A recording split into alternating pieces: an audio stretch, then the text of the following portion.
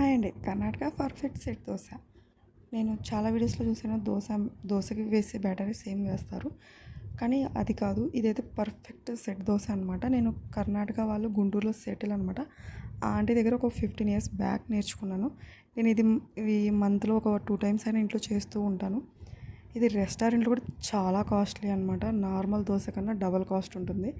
ముందు రెసిపీకి వెళ్ళిపోదాము. దీనికి నేను మినపప్పు ఏమీ అవసరం లేదు. మనం ఒక 3-4 అవర్స్ దోసకాయ ఏదైతే రైస్ వేసుకుంటామో ఆ రైస్ నానబెట్టుకుంటే చాలు. ఇంకొకటి ఉడికిపెట్టుకున్న అన్నం అనమాట. మనం తింటాం కదా, అదే రైస్. 2 ఈక్వల్గా తీసుకోవాలి. కొంచెం తక్కువ ఎక్కువైనా పర్లేదు, ఏమి కొలతలు ఏం లేవు దీనికి.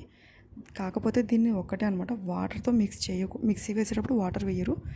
మనం పెరుగు గట్టిగా ఉంటుంది, కొంచెం మిక్సీ తిరగాలి కాబట్టి దాంట్లో కొంచెం వాటర్ పోసి పల్చగా, మరీ మజ్జిగలా కాదు అలానే మరీ గట్టిగా కాకుండా చేసుకొని వేసి మిక్సీకి మెత్తగా చేయాలి. చేసి ఒక గిన్నెలో వేసుకొని మూత పెట్టేసి నైట్ అంతా పక్కన పెట్టేస్తే చాలు. అది ఏంటి పొంగాలి పులవాలి అలా ఏం లేదు, జస్ట్ మనం పడుకోబోయే ముందు వేసి పెట్టేస్తే చాలన్నమాట. మార్నింగ్ కల్లా అది పొంగదు, అస్సలు పొంగదు, పులవదు. ఇదిగో నార్మల్గా ఉంటుంది. ఇంకోటి మనం మళ్ళీ వాటర్ యాడ్ చేయాల్సిన అవసరమే లేదు, అదే పల్చగా అయిపోతుంది మార్నింగ్కి. ఇప్పుడు నేనైతే చట్నీ ఎలా చేస్తానో చూపిస్తాను. చట్నీ అందరూ చేస్తారు సేమ్ టు సేమ్. నేనైతే పచ్చి కొబ్బరి వేసినప్పుడు ఇలా ఫ్రై చేస్తాను. వేరుశనగ పప్పులతో పాటే పచ్చి కొబ్బరి చట్నీకి వేసినప్పుడు ఫ్రై చేస్తాను. పచ్చిమిర్చి కూడా ఇవన్నీ పచ్చి స్మెల్ పోయేలాగా బాగా ఫ్రై చేస్తాను. ఎండు కొబ్బరి వేస్తే ఫ్రై చెయ్యను.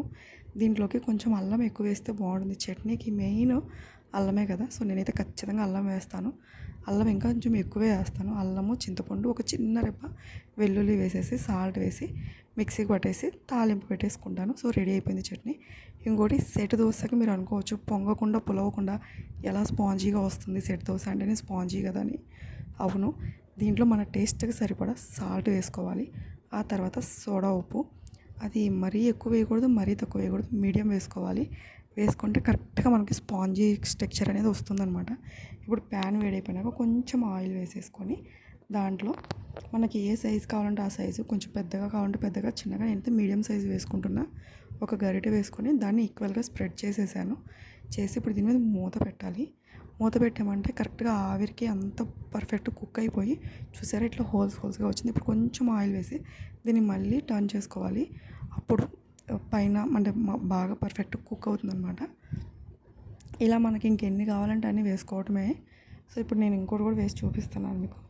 ఏది వేసినా మధ్యలో ఒకసారి మనం ఈక్వల్గా స్ప్రెడ్ చేసామంటే అంతే, మనం రివర్స్ చేసినప్పుడు కూడా బాగా కాలుతుంది కరెక్ట్గా.